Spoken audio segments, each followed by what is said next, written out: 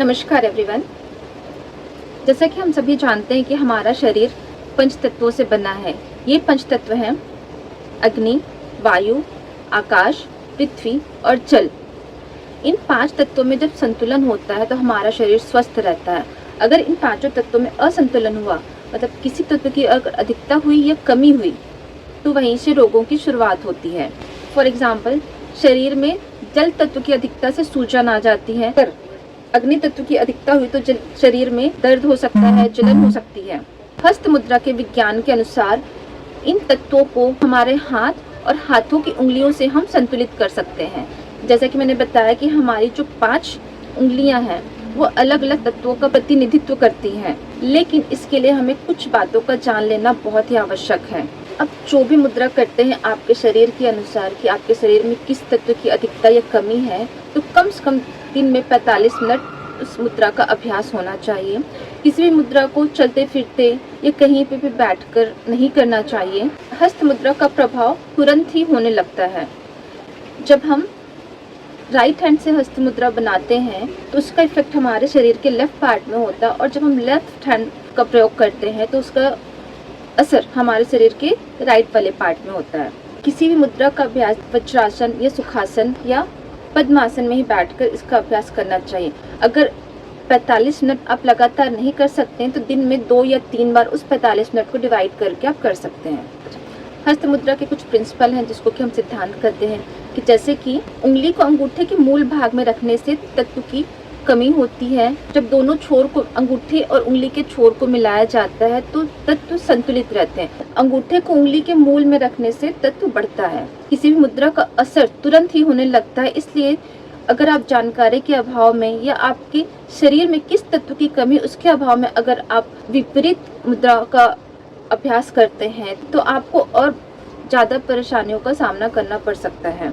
आपकी शारीरिक समस्या के अनुसार ही मुद्राओं का अभ्यास करना चाहिए। वैसे तो काफ़ी सारी मुद्राएं हैं, लेकिन यहाँ पे हम कुछ मुद्राओं के बारे में जानेंगे। एक बात को और ध्यान रखना है कि किसी भी मुद्रा में जिस उंगली का काम ना हो उनको सीधी रखना है। जैसा कि मैंने बताया कि अंगूठा अग्नि तत्व का प्रतिनिधित्व करता है, वायु तत्व, आकाश, पृथ्वी और जल। जब हम अंगूठे को आकाश तत्व के छोर से मिलाते हैं तो वो कहलाती है आकाश मुद्रा। आकाश मुद्रा डेली करने से हमारे सुनने की शक्ति विकसित होती है। जिनको हाई बीपी की शिकायत होती है उनके लिए आकाश मुद्रा करना लाभप्रद होता है। ये हमारे विशुद्धि चक्र पर भी प्रभाव डालती है। आकाश मुद्रा को दिन में कम से कम 30 मिनट करना चाहिए। अगर आप एक साथ 30 मिनट नहीं कर सकते हैं तो 10-10 मिनट करके दिन में 3 बार आप कर सकते हैं। उसके बाद है वायु मुद्रा। हमारी ये वाली जो फिंगर होती है वो वायु मुद्रा का प्रतिनिधित्व करती है। ये होती है वायु मुद्रा जिसमें आपकी उंगली के छोर को अंगूठे के मूल में रखना है। जनरली हमारे शरीर में हमेशा वायु तत्व की अधिकता होती है, और मैंने बताया कि जब हम उंगली के छोर को अंगूठे के मूल में रखते हैं तो तत्व घटता है। ये मुद्रा गैस या अपच जैसी समस्याओं के लिए बहुत ही लाभकारी है। जिनको कमर में दर्द है या घुटने में दर्द है उनको ये मुद्रा करनी चाहिए। इससे आपको बहुत ही लाभ मिलेगा। जिनको इनडाइजेशन की प्रॉब्लम होती है वो खाने के बाद इस मुद्रा मतलब कि वायु मुद्रा का अभ्यास कर सकते हैं। ये मन के विचारों को शांत रखती है, तो स्पेशली जो स्टूडेंट्स हैं उनको इस मुद्रा का अभ्यास जरूर करना चाहिए। उसके बाद आती है पृथ्वी मुद्रा।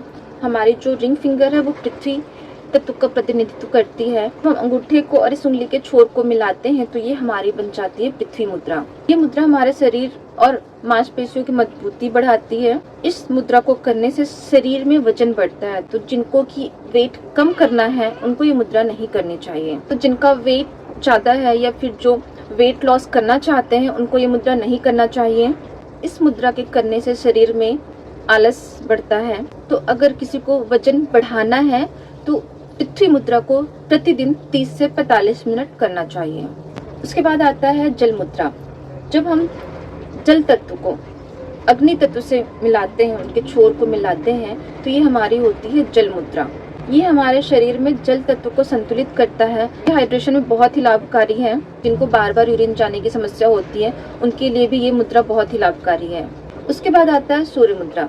जैसा कि मैंने बताया कि अगर आप अंगूठे और पृथ्वी तत्व को छोर से छोर मिलाते हैं तो वो बन जाता है पृथ्वी मुद्रा। लेकिन अगर आप उंगली को अंगूठे के मूल से मिलाते हैं तो ये कहलाता है सूर्य मुद्रा। सूर्य मुद्रा वजन कम करने में सहायक होती है। जैसा कि मैंने बताया कि जिनको अगर वजन बढ़ाना है वो पृथ्वी मुद्रा करें, और अगर उंगली को अंगूठे के टिप में रखते हैं तो ये सूर्य मुद्रा बनती है। इससे वजन कम होता है, इससे शरीर में गर्मी बढ़ती है। अगर गर्मी ज़्यादा है तो उस समय पे इसका अभ्यास नहीं करना चाहिए। शरीर में बढ़े हुए कोलेस्ट्रॉल को कम करती है। सर्दी जुकाम में ये मुद्रा बहुत ही लाभकारी है। ये मुद्रा शरीर में अग्नि तत्व को बढ़ाता है, और डायबिटीज़, जिनको की डायबिटीज़ है उसमें भी ये बहुत ही लाभकारी होता है। ये जिनको बहुत ज़्यादा गुस्सा आता है या जिनके शरीर में गर्मी ज़्यादा होती है उनको ये अभ्यास नहीं करना चाहिए, या आप किसी गुरु या इंस्ट्रक्टर से सलाह लेकर ही करना चाहिए। उसके बाद आता है वरुण मुद्रा, या फिर उसको जलोधर मुद्रा भी कहा जाता है। ये होता है जल मुद्रा। जब आप उंगली को अंगूठे के मूल में रखते हैं तो ये होता है वरुण मुद्रा। जल मुद्रा हमारे शरीर में जल तत्व को बढ़ाता है। वरुण मुद्रा करने से हमारे शरीर में जल तत्व की कमी होती है, मतलब कि ये जल तत्व को कम करता है। ये शरीर में जल तत्व को कम करता है, तो गर्मी के दिनों में इसका अभ्यास नहीं करना चाहिए। ये शरीर में सूजन को कम करने में बहुत ही सहायक है। जलोधर मुद्रा का अभ्यास दिन में कम से कम 30 मिनट करना चाहिए। जिनको सुनने में समस्या होती है, कान में बहरेपन की समस्या है या कम सुनाई देता है, जिनके कान बहते हैं, उनके लिए वरुण मुद्रा बहुत ही लाभदायक होता है। ये हमारे शरीर में आकाश तत्व को कम करता है और विचारों में नियंत्रण लाता है। जलोधर मुद्रा हमारे शरीर में जल तत्व को कम करता है। जल तत्व की अधिकता से हमारे शरीर में सूजन आ सकती है। जैसा कि मैंने बताया कि वरुण मुद्रा करने से हमारे शरीर में जल तत्व की कमी होती है, जिससे हमारे शरीर की सूजन, अगर किसी के शरीर में सूजन है तो ये उसको भी कम करता है। इसका अभ्यास दिन में 30 मिनट अवश्य करना चाहिए। गर्मी के दिनों में इसका अभ्यास ना करें। इस अभ्यास को करने से कान का बहरापन या जिनको कम सुनने की प्रॉब्लम होती है, जिनका कान बहता है, उसमें बहुत ही लाभदायक है। ये थी कुछ मुद्राएं जिसका बारे में मैंने आपको जानकारी दी। पंच प्राण पर भी आधारित हस्त मुद्राएं होती हैं, जिसके विषय में हम नेक्स्ट वीडियो में जरूर चर्चा करेंगे। अभी के लिए नमस्कार।